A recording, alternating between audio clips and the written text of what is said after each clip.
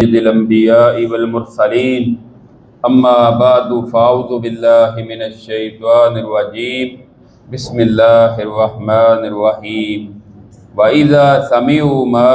أنزل إلى الرسول ترى أعينهم تفيض من الدمع مما عرفوا من الحق يقولون ربنا آمنا فاكتبنا مع الشاهدين۔ ساتویں پارے کے آغاز میں اللہ تعالیٰ نے ان لوگوں کا ذکر کیا ہے کہ عیسائیوں میں سے جنہوں نے قرآن سنا تھا اپنے تعصب کو ختم کر کے، یہ اس واقعہ کی طرف اشارہ ہے کہ جب مکہ سے ہجرت کر کے مسلمان حبشہ گئے تھے اور ادھر سے کفار کی کوشش تھی، انہوں نے اپنے نمائندے بھیجے تھے کہ یہ ہمارے بھگوڑے ہیں، غلام ہیں، ان کو واپس کیا جائے۔ ادھر رسول اللہ صلی اللہ علیہ وسلم نے اپنا خط بھی بھیجا تھا۔ تو جب حضرت جعفر طیار رضی اللہ تعالیٰ عنہ سے کہا گیا کہ آپ تعارف کروائیں اور آپ بتائیں ذرا، انہوں نے سورہ مریم کی آیات تلاوت کی جس میں عیسیٰ علیہ السلام کی اور حضرت مریم کی فضیلت اور ان کی منقبت کا ذکر تھا۔ تو جب قرآن کی ان آیات کو انہوں نے سنا تو نجاشی اور جو لوگ اس کی مجلس میں بیٹھے ہوئے تھے ان پر قرآن کا یہ اثر ہوا کہ ان کی آنکھوں سے آنسو بہہ پڑے اور وہ ایمان لے آئے۔ انہوں نے کہا کہ ہم نے حق کو پہچان لیا ہے اور ہم اپنے رب پر ایمان لے آئے ہیں، یا اللہ ہمیں بھی گواہی دینے والوں میں شامل کر لے۔ اب جب ہمارے پاس حق آ گیا ہے تو ہم ایمان کیوں نہ لائیں؟ اس سے معلوم ہوتا ہے کہ جب قرآن کو غور و فکر کے ساتھ بندہ سنے توجہ کر کے، تو قرآن ہدایت کا ذریعہ ہے اور قرآن کا اثر ہوتا ہے، آنکھوں سے آنسو بہتے ہیں، اس کا اثر دل تک جاتا ہے اور اہل ایمان کا ایمان جو ہے وہ بڑھ جاتا ہے۔ اس کے بعد اللہ تعالیٰ فرماتے ہیں ایمان والو، جو پاکیزہ چیزیں اللہ تعالیٰ نے تمہارے لیے حلال کی ہیں تم ان کو حرام نہ کرو اور زیادتی نہ کرو۔ کسی انسان کے پاس یہ اختیار نہیں کہ وہ اللہ کی حرام کردہ چیزوں کو حلال کرے یا حلال کردہ چیزوں کو حرام کرے۔ بعض صحابہ کرام نے کہا کہ ہم اپنی بیویوں سے الگ رہیں گے، بعض نے یہ کہا کہ ہم پوری رات عبادت کریں گے، بعض نے کہا کہ ہم ہر روز روزہ رکھیں گے۔ اس طرح کی باتیں کی، اور کسی نے کہا کہ میں پوری عمر شادی نہیں کروں گا۔ اللہ تعالیٰ نے اس بات کو پسند نہیں کیا کہ یہ انداز تمہیں اختیار نہیں کرنا چاہیے۔ اور ایک نے کہا کہ میں گوشت نہیں کھاؤں گا۔ اللہ تعالیٰ نے کہا جو اللہ نے حلال کی ہے ان کو حرام کرنے کا تمہارے پاس اختیار نہیں ہے۔ ہاں، کسی وقت کسی بندے کا کسی چیز کو دل نہیں چاہتا، وہ نہیں کھاتا، یہ الگ بات ہے، لیکن وہ اس کو حرام نہیں کر سکتا، اس کے پاس اس بات کا اختیار نہیں ہے۔ اس کے بعد اللہ تعالیٰ فرماتے ہیں اللہ تمہاری لغو قسموں کے ساتھ تمہارا مواخذہ نہیں کرے گا۔ قسم کی 3 قسمیں ہیں۔ ایک وہ قسم ہے کہ جس کی کوئی ضرورت ہی نہیں ہوتی، بندہ بغیر کسی ضرورت کے بات پر اللہ کی قسم میں گیا، اللہ کی قسم میں نے کھانا کھایا، اللہ کی قسم میں نے پیا، کوئی ضرورت ہی نہیں ہوتی، اس کو کہتے ہیں لغو قسم۔ اللہ تعالیٰ کہتے ہیں اس کا اللہ مواخذہ نہیں کریں گے، لیکن یہ کوئی اچھی عادت نہیں ہے کہ بات پہ آپ قسم کھانا شروع کر دیں۔ دوسری قسم کی وہ قسم ہے جو ماضی میں گزر چکی ہے کہ کوئی کام آپ نے کیا اور اب آپ سے کوئی پوچھتا ہے کہ آپ نے فلاں کام کیا ہے، آپ کہتے ہیں میں نے نہیں کیا، کہتا ہے قسم دو، آپ کہتے ہیں اللہ کی قسم میں نے یہ کام نہیں کیا، حالانکہ آپ نے وہ کام کیا ہے، یا نہیں کیا تو آپ کہہ دیتے ہیں کہ میں نے کیا، یعنی جھوٹ بولتے ہیں، جھوٹی قسم، یمین منعقدہ، اس کا گناہ۔ اور اسی طرح نظر کوئی بندہ مان لے اور پھر اس کو پورا نہ کر سکے تو ان دونوں کا کفارہ ہے، یعنی قسم کا جو کفارہ ہے نظر کا بھی یہی کفارہ ہے۔ اور وہ کیا ہے؟ اللہ تعالیٰ نے بیان کیا ہے کہ 10 مسکینوں کو تم نے درمیانے درجے کا کھانا کھلانا ہے، یا پھر 10 مسکینوں کو تم نے کپڑے لے کر دینے، لباس پہنانا ہے، اور تیسری آپشن یا پھر ایک غلام آزاد کر دو۔ اگر ان تینوں کاموں میں سے کوئی بھی نہیں کر سکتے تو پھر تم 3 دن کے روزے رکھو، تمہاری قسم جو ہے اس کا گناہ معاف ہو جائے گا، یا ایسی نظر جو آپ پوری نہیں کر سکے وہ نظر کا کفارہ ہو جائے گا اور اس کا گناہ جو ہے وہ ختم ہو جائے گا۔ یہ ہے دوسری قسم۔ اور تیسری ہے کہ مستقبل کے حوالے سے آپ کوئی قسم کھا لیتے ہیں۔ دوسری قسم یہ ہے کہ آپ کہتے ہیں کہ میں یہ کام کروں گا، جو پہلے میں نے بیان کی ہے وہ تیسری تھی کہ میں یہ کام کروں گا لیکن آپ نہیں کرتے، اس کا کفارہ ہے۔ اور جو ہے نا جھوٹی قسم کھانا، یعنی آپ نے کوئی کام کیا ہے، آپ کہتے ہیں اللہ کی قسم میں نے نہیں کیا، اس کا کفارہ کوئی نہیں ہے، یہ کبیرہ گناہ ہے۔ یعنی جو ماضی پر ہے اس پر کبیرہ گناہ ہے، اور جو مستقبل میں آپ نے قسم کھا کر اس کو پورا نہیں کیا اس کا کفارہ ہے۔ یعنی تین قسمیں ہو گئی۔ دوبارہ اس کی وضاحت کرتے ہیں کہ پہلی ہے بات بات پر قسم کھانا جس کی ضرورت ہی نہیں ہے، یہ کوئی اچھی بات نہیں لیکن اس پر پکڑ نہیں ہوگی۔ دوسری ہے کہ ماضی میں آپ نے کوئی کام کیا ہے تو آپ قسم کھا کے کہتے ہیں کہ میں نے نہیں کیا، یا پھر نہیں کیا آپ کہتے ہیں میں نے کیا ہے، اس پر کوئی کفارہ نہیں ہے، یہ کبیرہ گناہ ہے۔ تیسرا ہے کہ مستقبل کے حوالے سے آپ کوئی قسم کھا لیتے ہیں کہ میں یہ کام نہیں کروں گا، اللہ کی قسم کسی بندے کا موٹر سائیکل پر حادثہ ہو گیا، کہتا ہے اللہ کی قسم میں آج کے بعد موٹر سائیکل پر سوار نہیں ہوں گا، اب بعد میں ضرورت پڑی سوار ہو گیا، قسم کو توڑ دیا۔ اب اس کا کفارہ 10 بندوں مسکینوں کو کھانا کھلائے، یا پھر 10 کو کپڑے پہنائے، یا پھر غلام آزاد کرے۔ اگر تینوں میں سے کسی کی طاقت نہیں رکھتا پھر آخری کام ہے کہ 3 دن کے روزے رکھے۔ یہ ہے قسم کی 3 قسمیں جن کا اللہ نے ذکر کیا ہے۔ اس کے بعد فرمایا ایمان والو شراب، جوا، بت اور فال یہ شیطانی عمل ہیں، ان سے باز آ جاؤ تاکہ تم فلاح پا جاؤ۔ شیطان چاہتا ہے شراب اور جوے کے ذریعے تمہارے دلوں میں بغض، نفرت پیدا کر دے اور تمہیں نماز سے اور اللہ کے ذکر سے غافل کر دے۔ تم باز آتے ہو یا نہیں آتے؟ اس سے پہلے 2 مقامات پر اللہ تعالیٰ نے اس کی حوصلہ شکنی کی، روکا نہیں تھا۔ اب یہاں کہا گیا باز آتے ہو نہیں آتے؟ صحابہ کہتے ہیں ہم باز آ گئے ہمارے رب، ہم باز آ گئے۔ یعنی یہاں آ کر شراب کو حرام کر دیا گیا، اس کے بعد کوئی گنجائش نہیں ہے کسی کے لیے کہ وہ شراب پیے۔ بدقسمتی ہے ہمارے آج کے اس دور میں غیر مسلم تو اس پر لگے ہیں، اسلامی معاشرے میں مسلمانوں کی یہ کیفیت ہے کہ وہ شراب چھوڑنے کے لیے تیار نہیں۔ یہ چند دن کی بات ہے کہ جب سندھ اسمبلی میں ایک ہندو ممبر نے، ایک ہندو رکن اسمبلی نے یہ قرارداد پیش کی شراب پر پابندی لگائی جائے، تو مسلمان جو تھے انہوں نے اکثریت کے ساتھ اس قرارداد کو رد کر دیا۔ انہوں نے کہا شراب پر پابندی نہیں لگنی چاہیے، گویا کہ ان نالائقوں کا اس کے بغیر گزارا نہیں ہوتا۔ یہ بدقسمتی کی بات ہے کہ مسلمانوں کی یہ حالت ہے۔ اس کے بعد اللہ تعالیٰ فرماتے ہیں کہ جب تم احرام کی حالت میں ہو تو سمندر کا شکار تمہارے لیے جائز ہے، لیکن خشکی کا شکار کرنا تمہارے لیے جائز نہیں ہے۔ اور پھر فرمایا اس کے بعد ذکر کیا کہ اے ایمان والو ایسی چیزوں کے متعلق سوال نہ کیا کرو، اگر تمہارے لیے واضح کر دی جائیں تو پھر تمہیں وہ بری محسوس ہو۔ ہاں اگر سوال کرو گے جب قرآن نازل کیا جا رہا ہے تو تمہارے لیے اللہ تعالیٰ واضح بھی کر دیں گے۔ یعنی کوئی بندہ اگر رسول اللہ علیہ وسلم نے پوچھتا ہے اللہ کے رسول بتائیے میرا باپ جو ہے وہ جنت میں گیا یا جہنم میں گیا،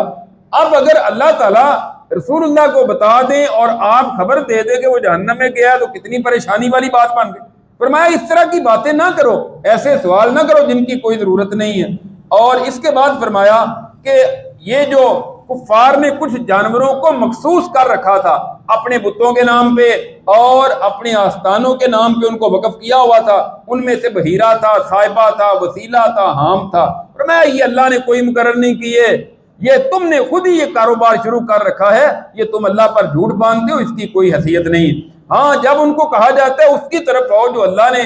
نازل کیا ہے اور رسول کی طرف آ جاؤ، کہتے ہیں حسبنا ما وجدنا علیہ آباءنا، ہم اسی پر قائم ہیں جس پر ہمارے باپ دادا قائم تھے، ہم نے باپ دادا کا دین چھوڑنا نہیں۔ اللہ کہتے ہیں اگر ان کو کوئی علم نہیں تھا یا وہ ہدایت پر نہیں تھے پھر بھی تم ان کے پیچھے لگے رہو گے۔ کسی کا باپ چور ہے تو وہ چور کے پیچھے لگا رہے گا، کسی کا باپ شراب پیتا رہے تو بیٹا کیا کہے گا میرا باپ شرابی تھا میں نے اس کا طریقہ نہیں چھوڑنا۔ کسی کا باپ شرک کرتا تھا، بدعات پر تھا، اس کا طریقہ نہیں چھوڑنا، یہ کیسی بات تم کر دیتے ہو۔ اس کے بعد اللہ تعالیٰ نے عیسیٰ علیہ السلام کا ذکر کیا کہ اے عیسیٰ میں نے تمہیں کتنے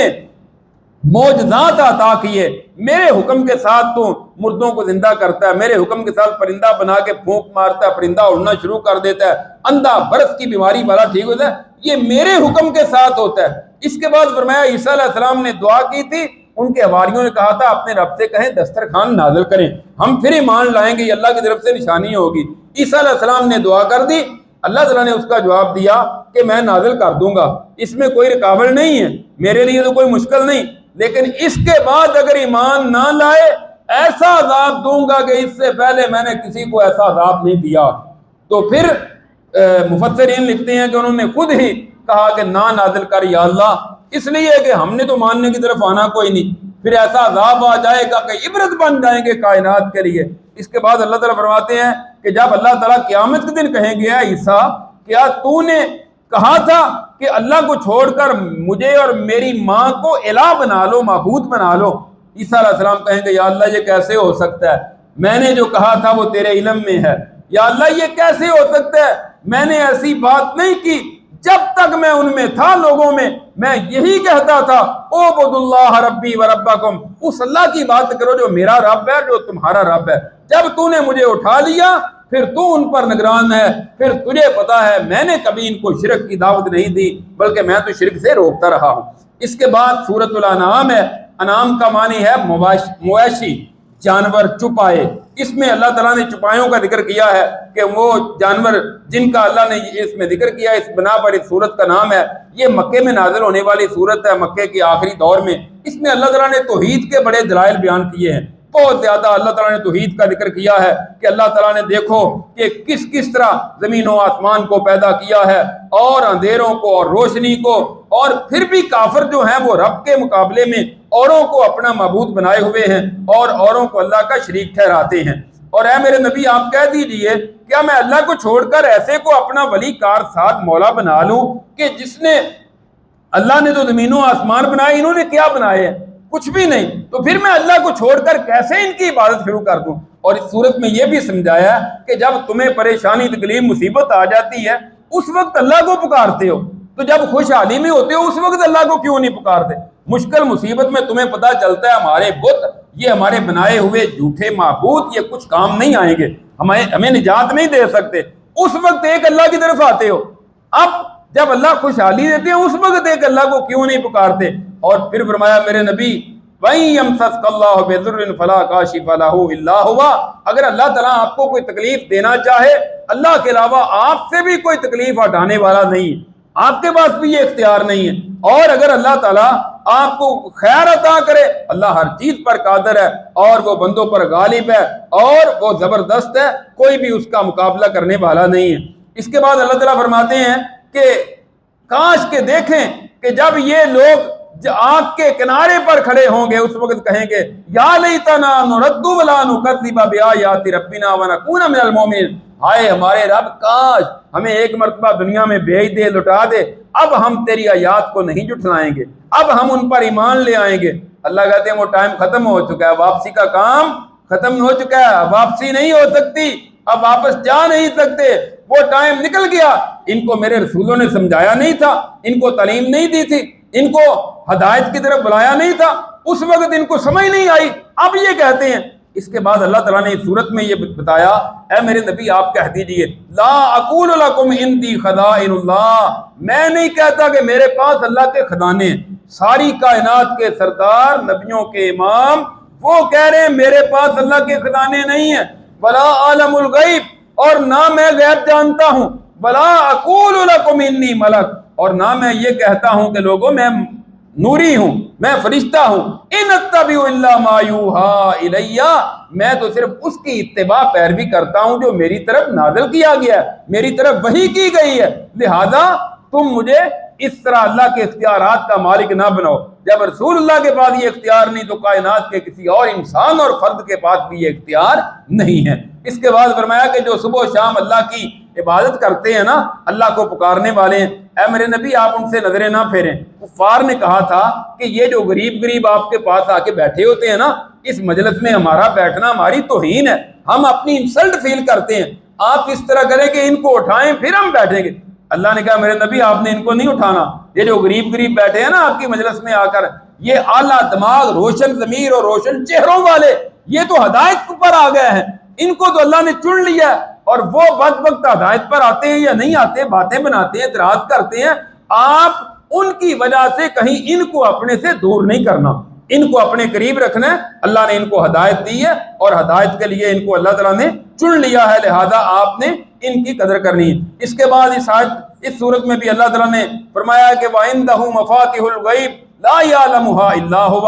غیب کی چابیاں صرف اللہ کے پاس ہیں، اللہ کے علاوہ کوئی نہیں جانتا۔ خشکی تری میں کیا ہے وہی جانتا ہے، کائنات کے کسی جگہ بھی کوئی پتا کسی درخت سے گرتا ہے اللہ کے علم میں ہے، کوئی دانا طریقی میں ہو یا کوئی خشکی اور تری میں، ہر چیز اللہ کی کتاب لوح محفوظ میں واضح ہے، اللہ کے علم میں سب کچھ ہے، کوئی چیز بھی اللہ کے علم سے مخفی نہیں ہے اور نہ اللہ کے علم سے پوشیدہ ہے۔ اس کے بعد اللہ تعالیٰ نے حضرت ابراہیم علیہ السلام کا ذکر کیا۔ حضرت ابراہیم علیہ السلام نے اپنے باپ آذر کو کہا تھا کہ اے میرے ابا جان تمہیں کیا ہو گیا ہے، میں ایک اللہ کی دعوت دیتا ہوں، تمہیں کیا ہو گیا ہے؟ ابراہیم علیہ السلام نے پھر لوگوں کو سکھانے کے لیے کئی ایک نشانیاں کو ذکر کیا، یہاں تفصیل کے ساتھ ان کا بھی ذکر ہے۔ اس کے بعد اللہ تعالیٰ نے اس صورت میں 18 نبیوں کے نام ذکر کیے ہیں، ٹوٹل 25 انبیاء جن کا قرآن میں نام دے کر اللہ نے ذکر کیا، ان میں سے 18 نبیوں کے نام یہاں اکٹھے ذکر کیے ہیں، اور 18 نبیوں کے نام ذکر کر کے آگے اللہ فرماتے ہیں وَلَوْ أَشْرَكُوا لَحَبِطَ عَنْهُمْ مَا كَانُوا يَعْمَلُونَ، اور یہ میرے برگزیدہ نبی، کائنات میں نے ان کو بڑی برتری عظمت فضیلت عطا کی ہے، اگر یہ نبی بھی شرک کرتے تو ان کے بھی سارے اعمال ضائع ہو جاتے۔ حالانکہ نبی شرک نہیں کرتا، نبی تو شرک سے روکتا ہے، لیکن اللہ نے آخری حد لمٹ بتا دی، نبی بھی شرک کرے تو اس کے لیے بھی کوئی معافی نہیں ہے، تو باقی کوئی امتی شرک کرے تو اس کے لیے کیسے معافی ہو سکتی ہے، کیسے وہ نجات پا سکتا ہے، کیسے وہ ہدایت پر آ سکتا ہے؟ تو یہ بہت بڑی بات اللہ تعالیٰ نے اس صورت میں یہ ارشاد فرما دی ہے۔ اسی طرح اللہ تعالیٰ نے فرمایا کہ اللہ ہی ہے جو دانے کو پھاڑنے والا ہے اور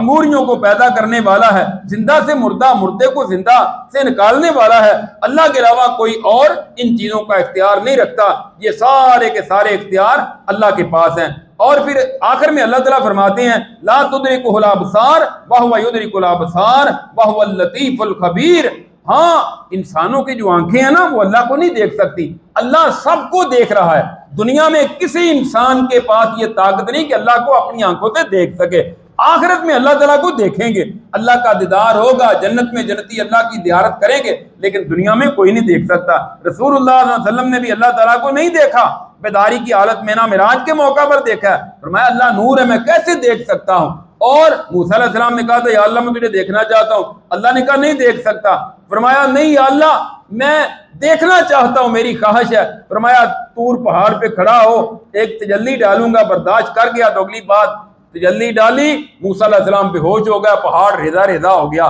یا اللہ تو نے ٹھیک کہا تھا کہ میں تجھے نہیں دیکھ سکتا۔ تو اللہ تعالیٰ کو کوئی آنکھ دنیا میں نہیں دیکھ سکتی۔ اس کے بعد فرمایا کہ اللہ کے سوا لوگ جن کو پکارتے ہیں نا، جن کو معبود بناتے ہیں، تم ان کو گالیاں نہ دو، اگر ہاں ان کو برا سمجھنا یا ان سے نفرت کرنا یہ ضروری ہے، لیکن تم نے ان کو گالی نہیں دینی، ایسا نہ ہو کہ تم ان کے جھوٹے معبودوں کو گالی دو، وہ تمہارے سچے رب کو گالیاں دے، تم اپنے رب کو گالی دینے کا سبب خود نہ بنو۔ اور آخری آیات میں فرمایا کہ یہ کہتے ہیں اللہ کی قسمیں کھا کھا کر اگر ان کے پاس کوئی نشانی آئی تو ایمان لے آئیں گے، اور نشانیوں تو اللہ کے پاس ہے، اللہ جب چاہے کوئی نشانی ظاہر کر دے، لیکن ہم نے ان کے دلوں کو، ان کی آنکھوں کو پھیر دیا، اب یہ ایمان لانے والے نہیں ہیں، یہ ویسے مطالبے کرتے رہتے ہیں، اس کی کوئی حقیقت نہیں ہے۔ اللہ رب العزت سے دعا ہے کہ اللہ تعالی ہمیں کتاب و سنت پر عمل کرنے کی توفیق عطا فرمائے۔ آخر دعوانا الحمدللہ رب العالمین۔